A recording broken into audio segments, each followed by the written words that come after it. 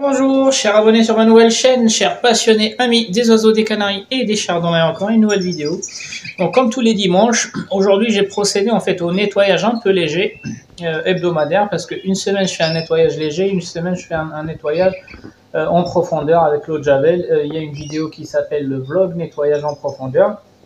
Donc aujourd'hui concernait les changements de carton comme on voit ici, et le nettoyage de toutes les parois avec les perchoirs. C'est pour ça que je trouve que les deux GR Cortina en fait elles sont ultra pratiques parce qu'elles permettent en fait de nettoyer les parois plus efficacement et plus rapidement que les Domus.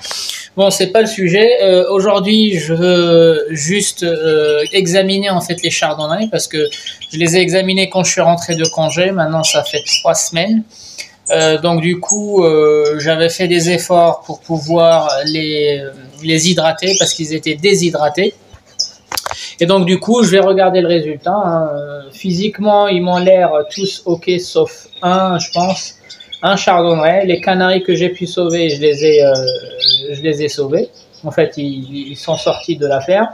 Il me reste un chardonnay un peu fatigué, mais bon, c'est pas trop critique parce qu'ils mangent. Et les oiseaux, du moment où ils mangent, il faut pas baisser le bras, quoi. Un oiseau qui est malade et qui ne mange pas, là c'est plus grave. Mais des oiseaux qui mangent, c'est des oiseaux qu'on pourra soigner. Pourquoi? Parce que quand ils mangent, on pourra leur injecter les médicaments, comme on pourra leur injecter des vitamines, comme on pourra leur injecter ce qu'on veut. Voilà, donc du coup, je vais les attraper un par un, les chardonnays, et je vais en même temps vous montrer les mutations. Et puis, s'il n'y a pas de grosses surprises, je vous laisserai à la fin sur une vidéo où je leur présente la pâtée. C'est la deuxième pâtée riche que je donne par semaine. Donc voilà, et à tout de suite. Pour éviter que vos chardonnays, surtout les chardonnays, parce que les canaris sont un peu plus calmes, mais les chardonnays, en fait, ils ont tendance à s'agiter dans les cages et ils peuvent se blesser. Donc tout d'abord, il faut procéder trançon par trançon. N'essayez pas d'attraper un... Quand on est dans la volière, on utilise en fait des épuisettes. Et malgré ça, on risque de les blesser. Quand on est dans des cages ou dans des volières qui font 1m20 ou mon cas 2m47, en fait, je vais procéder trançon par trançon. Je ne vais pas essayer de les agiter. Je vais tout d'abord mettre une cloison en plein milieu, c'est-à-dire j'aurai deux cages de 120-120, et ensuite séparer chaque cage de 120 avec une autre cloison. Donc ce qui va me faire en fait 4 cages de 60, c'est plus gérable, il y aura moins d'oiseaux par tranchant de 60 cm et là il y aura moins de risques qu'ils se blessent. Et que j'ai attrapé, donc ça c'est la cage des mâles, donc il s'agit d'un mâle humeau, pas agate, c'est humeau. On reconnaît le humeau avec les reflets rosés, c'est la dilution de l'agate. Avec les panachures, ça donne en fait des taches un peu foncées. Voilà, hop. Donc un panaché de l'année, Fasciato.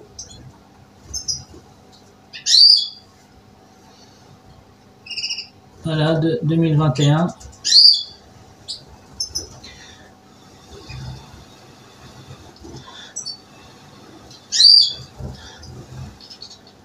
Voilà, rien, nickel.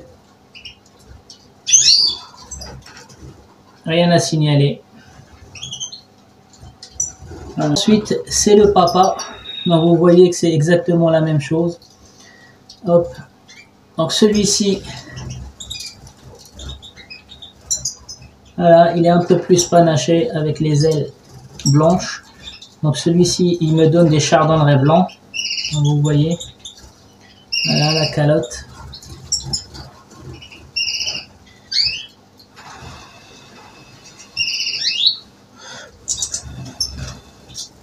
Rien à signaler. Voilà, donc celui-ci, il est 2018. Donc, il m'a donné, tous les ans, il me donne des beaux jeunes. Donc voilà, un panaché encore une fois. Donc ensuite, il s'agit d'un jeune de l'année dernière, donc né chez moi, un brun pastel, porteur de tête blanche. Voilà, c'est une des mutations que j'aime bien. Donc la souche qui m'a permis, enfin les grands-parents qui m'ont permis d'avoir ces jeunes-là de l'année dernière, vous avez vu, il avait un frère et une sœur que j'ai dû vendre après cette saison. Voilà, ça vient de chez Sharif. Donc une très belle souche, gros gabarit. Donc année 2020, le jaune de l'année dernière.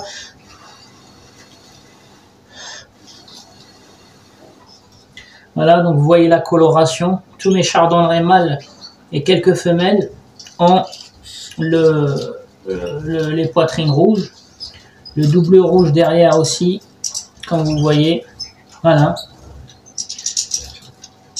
Je vais le relâcher. Ensuite, un classique FAO.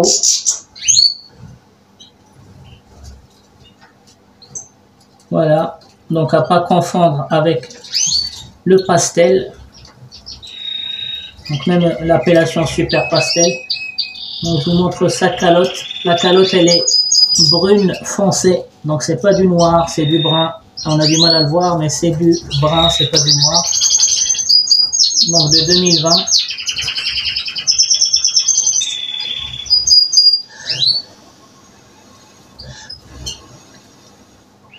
Rien à signaler. Donc j'aime bien parce qu'il a un masque naturel. Lui n'est pas coloré. Donc il a un masque naturel, rouge naturel. Voilà. Donc taille, ça va. Donc, rien à signaler. Je vous ferai en fait une vidéo sur les FAO. Comment reconnaître les vrais FAO. Qu'est-ce qui caractérise la mutation FAO. Avec les mâles, en fait, j'avais mis une femelle. Je m'étais trompé. Donc une femelle classique. La fille de la satinée et du mâle opale. Donc j'avais essayé de la sexer avant la mue, mais je m'étais trompé. Donc maintenant c'est clair, c'est une femelle. Pour enlever le doute, j'avais aussi fait le test ADN. Donc c'est bien une femelle. Donc je vais la remettre avec son père. Vous voyez que la calotte elle est coupée. Et aussi c'est une perlato. Donc vous voyez les perles derrière. On fera aussi une vidéo. Attendez, hop. Voilà.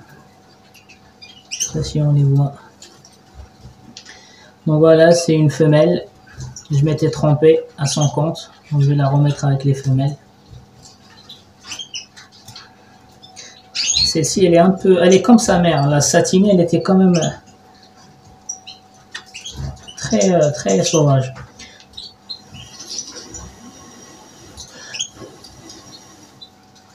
Donc voilà, rien à signaler.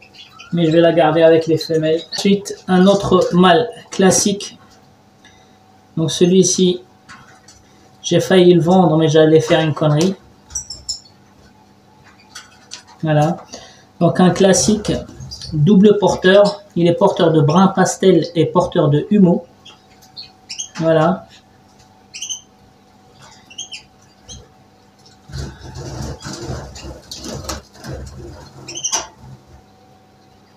Donc un gabarit juste énorme, un masque bien coloré.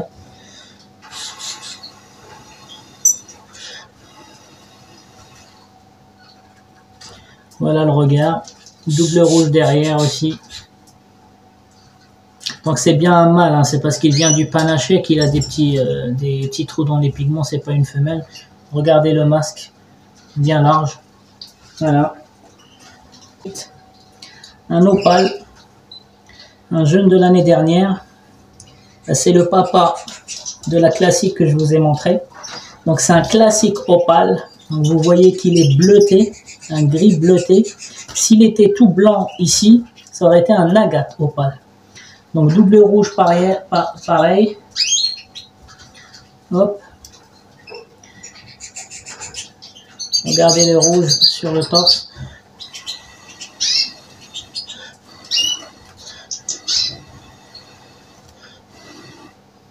Rien à signaler. Voilà, gros gabarit pour des opales. Donc il est né chez moi l'année dernière et il m'a tué une Isabelle opale que Peter m'avait trouvée, qui m'a coûté 500 €. Il me l'avait tué en début de la saison. Ensuite, un autre mâle FAO. Hop.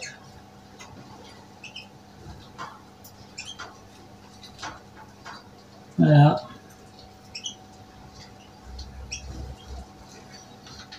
Calotte chocolatée.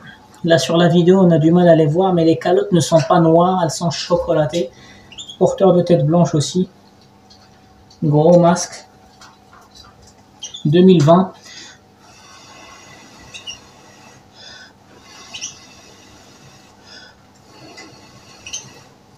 Rien à signaler. Propre. Donc je vais le relâcher. Femelle panaché fasciato. Alors, vous reconnaissez le humeau. Donc comme je vous l'ai dit, je vais peut-être me mettre un peu à la lumière. Vous voyez le dos du humeau, il est rosé. C'est pas un noir, un gris noir, mais c'est un gris rosé. Je ne sais pas si vous allez voir. Voilà, c'est comme ça que vous le reconnaissez. Voilà, donc une femelle panachée, tête blanche et fasciato. Donc celle-ci, c'est la fille de la tête d'aigle qui est sur la photo de la chaîne. Voilà, de 2020.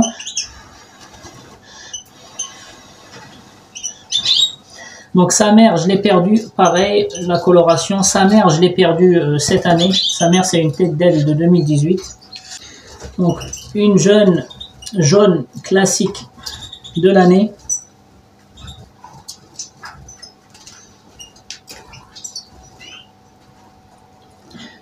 Porteuse de tête blanche, double rouge derrière. Voilà, bien colorée.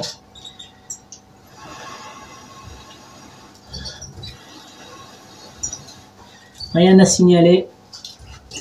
Ensuite, une femelle FAO 2019.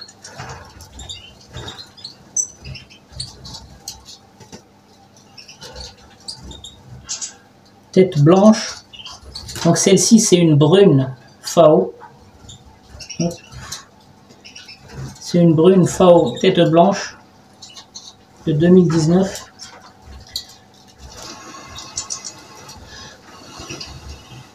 Donc celle-ci, elle a bien fait la couvée. C'est pour ça qu'elle a le ventre un peu ridé. Voilà. Donc celle-ci n'a pas reproduit. Pareil, agate, tête blanche, en mutation jaune.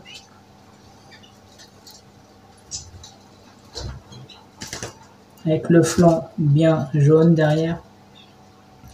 Vous voyez, il faut faire attention parce que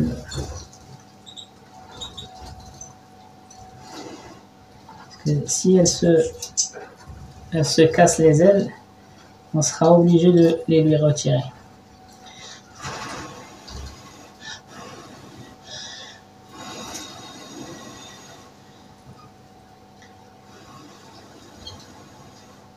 Rien de spécial, mais elle est un peu maigre.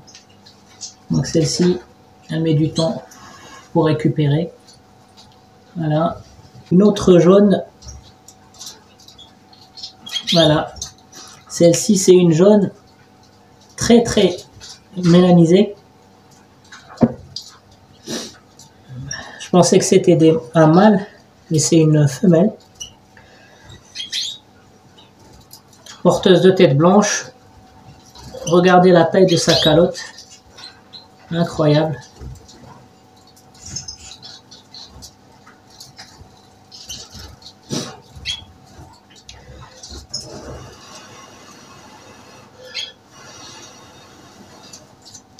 Rien de spécial. Classique. Tête blanche de 2020. Une jeune de l'année dernière que j'ai pas fait reproduire cette année. C'est aussi la fille de la tête d'aigle qui est sur la photo de la chaîne. Donc vous voyez, bien coloré sur les poitrines.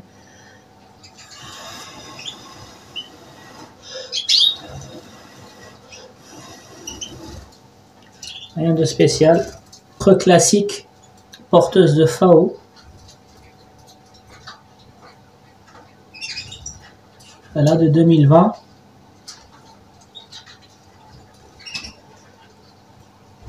Porteuse de tête blanche aussi.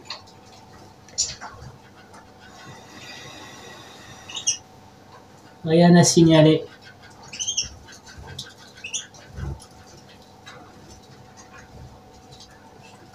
Donc je la relâche aussi. Je viens de faire le tour de mes mâles et de mes femelles. Rien d'alarmant. Donc ils reprennent petit à petit. Les amis, on va regarder maintenant les chardonnerets qui sont arrivés chez moi depuis 2 semaines. Donc ceux qui appartiennent à mes amis abonnés. Donc un classique, tête blanche.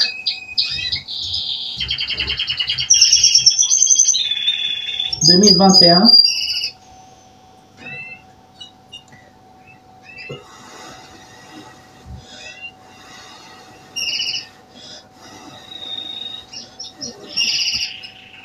Il est un peu maigre.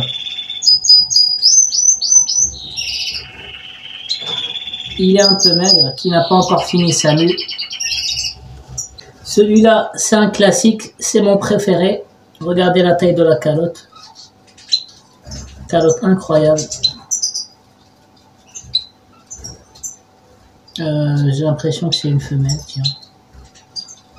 Je pense que c'est une femelle, c'est pas un mâle. Je vais le faire ou la faire tester. Ouais, c'est une femelle. Ouais, c'est une femelle. Incroyable, encore une femelle qui a une grosse calotte. Donc celui-ci, il a été offert par un ami qui s'appelle Boalem. Donc je te remercie Boalem. J'aime bien ce classique qui... Il aurait été mâle aux femelles. J'adore, mais je pense que c'est une femelle. La semaine dernière, comme je suis rentré tard du voyage, ben, j'étais fatigué. Et là, je me rends compte que c'est une femelle. Donc, méfiez-vous de la calotte. Regardez bien, le masque, il est arrondi en bas. Et les épaules sont vertes. Elles ne sont pas noires. Regardez les flancs aussi.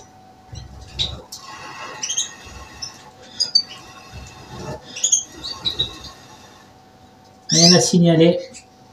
Ouais, je pense que c'est une belle femelle. Grosse tête.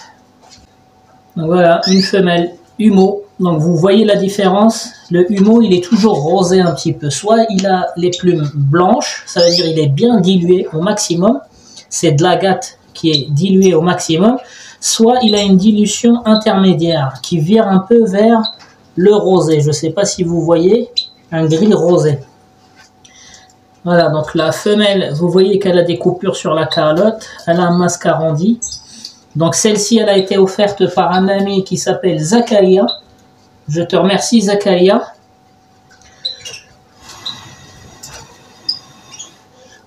Rien à signaler. Ici, c'est un agate tête blanche. Voilà. Un mâle, un joli mâle. Donc celui-ci, il a été offert par un frère qui s'appelle Nadir. Donc merci à toi Nadir. Très beau mâle. Donc celle-ci, c'est une femelle panachée Scarpati. En fait, celle-ci aussi, c'est la fille de la tête d'aigle qui est sur l'image de la chaîne. Donc c'est sa fille de 2020, de l'année dernière, que j'avais vendue. Et là, je l'ai récupérée. C'est la sœur de la tête blanche que je vous ai montré tout à l'heure et la petite sœur de la panachée fasciato que je vous ai montré tout à l'heure. Vous n'êtes pas de la même nichée, quoi. Voilà.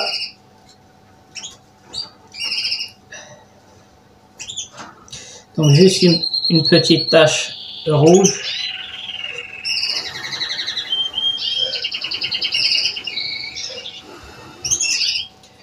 Rien à signaler, un peu. Je vais partager avec vous un examen mensuel que je fais à mes oiseaux, que ce soit des canaris ou des chardonnerets.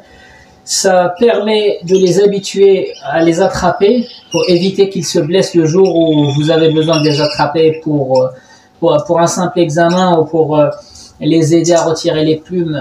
La prochaine vidéo, ça va être ça, les retirer les plumes intelligemment, etc. Et en même temps, ça me permet aussi de prévenir, avant que l'oiseau se mette en boule, machin, voir est-ce que mon régime alimentaire depuis que je suis rentré de vacances, ça leur a permis de récupérer, ou c'est pas encore assez, ou si c'est trop aussi. Regardez le foie, si le foie il commence à être impacté, il faut que je réduise un peu les vitamines. Donc état général, ça va. On a récupéré quand même quelques oiseaux de bonne qualité. J'en ai perdu, je ne veux pas vous dire le chiffre exact. J'en ai perdu beaucoup de canaris, un peu moins en chardonnay. Mais bon, c'est comme ça, c'est l'élevage et maintenant il faut faire un nouveau départ et il faut apprendre de nos erreurs. Donc les amis, c'était juste un simple partage.